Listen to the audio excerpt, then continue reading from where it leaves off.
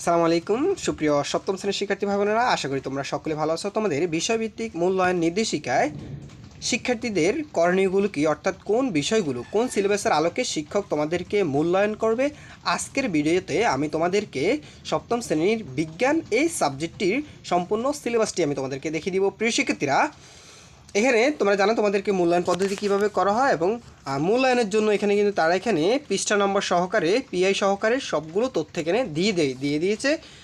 তো এখানে অভিজ্ঞতা একে ফসলের ডাক, এখান থেকে এই পিআই এর আলোকে তোমাদেরকে যেটা মূল্যায়ন করবে, প্রকৃতিতে বিভিন্ন ধরনের জীবের মধ্যে বৈশিষ্ট্যগত যে পার্থক্য রয়েছে সেটা চিহ্নিত করা, এবং সেটার পৃষ্ঠা নম্বর এখানে দেওয়া আছে যে অনুশীলনীর বই পৃষ্ঠা 7, 8, 9 কাজ, এখান থেকে তোমাদেরকে শিক্ষক মূল্যায়ন করবে। এরপরে আবার একই জাতীয় জীবসমূহের মধ্যে বৈশিষ্ট্যের ভিন্নতার জৈবিক কারণগুলো চিহ্নিত করা, অর্থাৎ তোমাদের অনুশীলনী বইয়ের 12 পৃষ্ঠার এই কাজটি তোমরা শিখে নেবে। এই কাজটি তোমাদেরকে শিক্ষক মূল্যায়ন করবে। এখানে আমি যদি তোমাদেরকে পৃষ্ঠা নম্বর দেখাতে চাই, এখানে যে বৈজ্ঞানিক অনুসন্ধানের জন্য একাধিক সম্ভাব্য পরিকল্পনা বিবেচনা করে তোমাদেরকে যে কাজগুলো মূল্যায়ন করবে, সেখানে অনুশীলনী বই পৃষ্ঠা 14 এবং 15 কাজগুলো, ঠিক আছে। আচ্ছা দেখো, এখানে আমি পৃষ্ঠা নাম্বারগুলো দেখিয়ে দিচ্ছি। অনুশীলনী 14 এবং 15 থেকে আবার কিন্তু এখানে মূল্যায়ন করবে। আচ্ছা, সেটা দেখিয়ে দিলাম।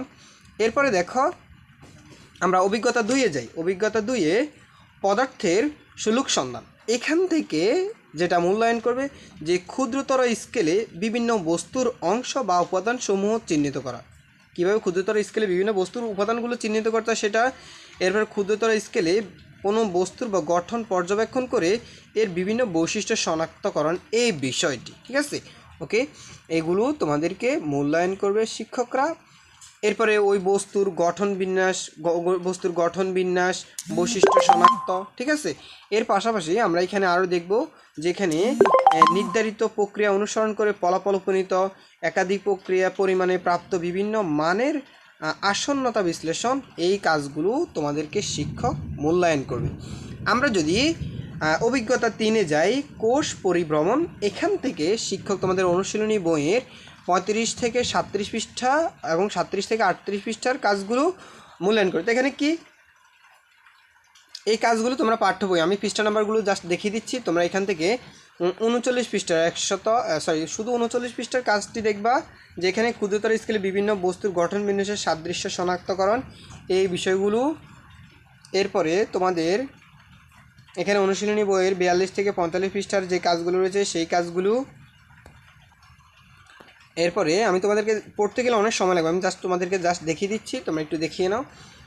49 পৃষ্ঠার কাজটি। এরপরে 49 পৃষ্ঠার কাজটি থেকে বস্তু শক্তির মিথস্ক্রিয়া শক্তির এক রূপ থেকে অন্য রূপে রূপান্তর করার প্রক্রিয়া বা চিহ্নিতকরণ, এই পদ্ধতিটি।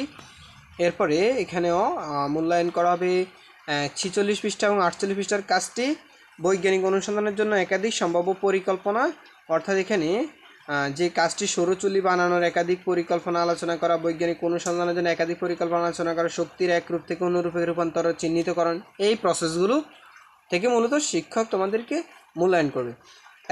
49 থেকে 50 পৃষ্ঠা। এরপরে 46 থেকে 48 পৃষ্ঠার কাজ, এই কাজগুলো। আচ্ছা, আমি তোমাদেরকে জাস্ট পৃষ্ঠা নাম্বারগুলো যদি দেখাই, 48 পৃষ্ঠার কাজটি, এখানে কাজগুলো দেওয়া আছে, কীভাবে মূল্যায়ন করবে সেই বিষয়টিও দেওয়া আছে। এরপরে অনুশীলনী বইয়ের 48 পৃষ্ঠার কাজগুলো, এই কাজগুলো শিক্ষক তোমাদেরকে মূল্যায়ন করবে 48 পৃষ্ঠার। অভিজ্ঞতা 5-এ অদৃশ্য প্রতিবেশী, এখান থেকে অনুশীলনী বইয়ের 55 পৃষ্ঠার কাজগুলো এখান থেকে মূল্যায়ন করবে। এখানে ক্ষুদ্রতর স্কেল বিভিন্ন বস্তুর, মূলত এখানে কাজটা যদি এখান থেকে পড়তে চাই, মূলত ক্ষুদ্রতর স্কেলে বিভিন্ন বস্তুর উপাদান বা বৈশিষ্ট্য ব্যাখ্যা, ভাইরাস ব্যাকটেরিয়া অন্যান্য অণুজীবের অংশ উপাদান বৈশিষ্ট্য ব্যাখ্যা, ক্ষুদ্রতর স্কেল, তোমরা এই অধ্যায়টার কাজগুলো পড়ে নিবা, ঠিক আছে। ওকে, এখানে কিন্তু পৃষ্ঠা নাম্বারগুলো দেখে দিচ্ছি, 55 থেকে 55 পৃষ্ঠা, 58 পৃষ্ঠার কাজগুলো, ঠিক আছে।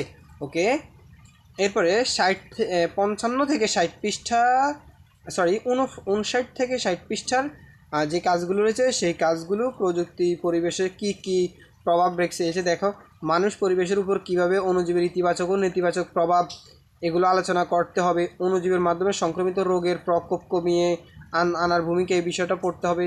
বিভিন্ন প্রযুক্তি কীভাবে মানুষের পরিবেশের উপর কি কি প্রবর্তন রাখে তথ্য প্রমাণের ভিত্তিতে চিহ্নিত করছে, এই বিষয়গুলো তোমাদেরকে শিখে নিতে। তোমরা পেজ নাম্বারে গেলে তোমরা সেখানে কাজগুলো দেখতে পাবে, ঠিক আছে।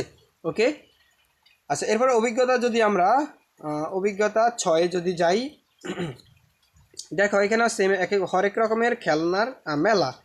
এখান থেকে 62 এবং 64 পৃষ্ঠার এখানে যেগুলো মূল্যায়ন করবে, দেখো নৌকা চালানোর ঘটনা, বিভিন্ন বাস্তব ঘটনার বস্তু, শক্তিতে মিথস্ক্রিয় ঘটনা পর্যবেক্ষণ করা। এরপরে এখানে নৌকা চালানোর ঘটনায় ক্রিয়াশীল শক্তির রূপ ব্যাখ্যা করা, বস্তুর গতি মিথস্ক্রিয় শক্তি কোন রূপ থেকে অন্য রূপে রূপান্তর হয়েছে সেই বিষয়টি, ঠিক আছে। এখানে পৃষ্ঠা নম্বর 62 থেকে 64 পৃষ্ঠা, 62 থেকে 64 পৃষ্ঠার কাজগুলো। ওকে, এরপর এখানে 66 থেকে 67, 66 থেকে 67 পৃষ্ঠার, 66 থেকে 67 পৃষ্ঠার কোনটা থেকে কী কাজ, বৈজ্ঞানিক অনুসন্ধানের জন্য একাধিক পরিকল্পনা, উপযোগিতা যাচাই, অর্থাৎ এখানে খেলনা বানানোর জন্য একাধিক পরিকল্পনা। এরপরে এখান থেকে খেলনা বানানোর জন্য একাধিক পরিকল্পনা থেকে বাস্তবযোগ্য প্রস্তাবনা বাছাই করার সিদ্ধান্ত, পক্ষের যুক্তি, এই বিষয়গুলো। এরপরে দেখো আমরা যদি অভিজ্ঞতার সাথে যাই, এখানে ক্ষুদ্র বাগান আমরা করি, যদি এখান থেকে 73 এবং 76 পৃষ্ঠার কাজগুলো, তো এখান থেকে আমাদেরকে কী করতে হবে, যে বদ্ধ টেরিয়ামের ভেতরে নিয়মিতভাবে চলা সালোক সংশ্লেষণ অক্সিজেন এখানে কিন্তু দেওয়া আছে। মূলত সময়ের সাথে কোন সিস্টেম কৃত্রিম, প্রাকৃতিক এবং কৃত্রিম উপাদানসমূহ পরিবর্তন ব্যাখ্যা করা। এরপর কোনো আপাতত স্থিতিশীল সিস্টেমে প্রাকৃতিক এবং কৃত্রিম উপাদান পরস্পরের সাথে কীভাবে মিথস্ক্রিয়া যুক্ত হয়, এই বিষয়গুলো। কোনো আপাতত স্থির সিস্টেমের প্রাকৃতিক উপাদানসমূহ পরস্পরের সাথে কীভাবে মিথস্ক্রিয়া যুক্ত হয় তা প্রমাণ সহ ব্যাখ্যা করা, ঠিক আছে। তো তোমরা 73 পৃষ্ঠা এবং 76 পৃষ্ঠার যে কাজগুলো রয়েছে সেগুলোর সমাধান শিখবা। এরপরে অনুশীলনীর 73 এবং 76 পৃষ্ঠার কাজ, এর পাশাপাশি আমরা এখান থেকে দেখব টেরারিয়ামের গাছগুলো বাঁচিয়ে রাখতে ভেতরে কি কি নিয়মিত ঘটনা করতে হবে, মানে কি কি কাজ করতে হবে এগুলো বাঁচিয়ে রাখতে হলে সেই কাজগুলো সম্পর্কে প্রশ্ন থাকবে। এরপরে অভিজ্ঞতা 8-এ যদি যাই, ভূমিকম্পা, এখান থেকে 80 থেকে 82 পৃষ্ঠার কাজগুলো তোমরা পড়ে নিবা। এরপরে আমরা যদি এরপরে যাই অভিজ্ঞতা 9, এখানে কল্পনা বিজ্ঞানের গল্প, এখানে 90 থেকে 58 পৃষ্ঠার কাজগুলো। এরপরে এখানে 90 থেকে 58 পৃষ্ঠার কাজগুলো আমরা শিখব। এর পাশাপাশি এখান থেকে তোমাদের পানির সাথে বন্ধুত্ব, এটা অর্থাৎ অভিজ্ঞতা 10-এ এখান থেকে তোমাদের 107 পৃষ্ঠা, 113 পৃষ্ঠা, 114 পৃষ্ঠার যে কাজগুলো রয়েছে সেই কাজগুলো শিখবো। 126 পৃষ্ঠা এবং 128 পৃষ্ঠা, 126 পৃষ্ঠা থেকে 28 পৃষ্ঠার যে কাজগুলো রয়েছে সেই কাজগুলো শিখবো। তোমার মূলত যে একক কাজগুলো রয়েছে বা যে কাজগুলো দেওয়া থাকবে তোমরা বইয়ের ওই কাজগুলো শিখলে তুমি মূলত এই প্রশ্নগুলোর অ্যান্সার তোমরা খুঁজে পাবা, ঠিক আছে। ওকে, 126 থেকে 128 পৃষ্ঠার কাজগুলো। এরপরে এরপরে এখানে দেওয়া আছে 117 থেকে 122 পৃষ্ঠার কাজগুলো, এগুলো আমাদেরকে শিখতে হবে। অভিজ্ঞতা 11 যদি আমরা যাই, ডাইনোসরের ফালিসের খোঁজ, এখানে দেখো এখানে 135, 136, 135, 36 এবং 49 পৃষ্ঠার কাজগুলো আমাদেরকে শিখতে হবে।